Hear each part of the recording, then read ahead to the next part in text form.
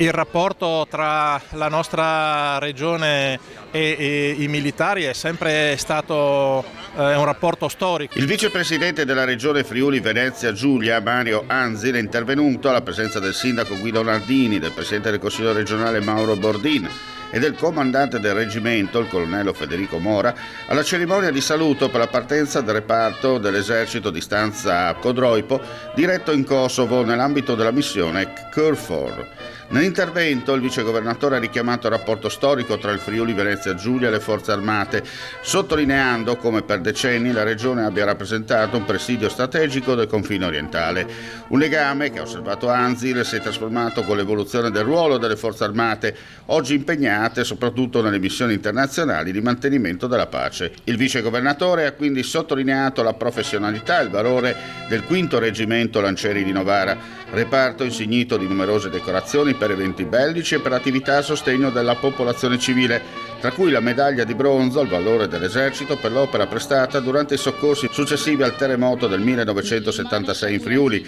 di cui quest'anno ricorre il 50° anniversario. È un reparto, quello del 5° Reggimento Lancieri di Novara, ricco di decorazioni e di valore, molte medaglie d'oro e d'argento per eventi bellici, ma anche una medaglia di bronzo proprio per l'opera prestata nel soccorso alle popolazioni colpite dal terremoto del 1976, e oggi che ne ricorrono i 50 anni è anche l'occasione per ringraziarli per quel coraggio e quella solidarietà che allora i lancieri portarono a favore della popolazione friulana colpita dal sisma.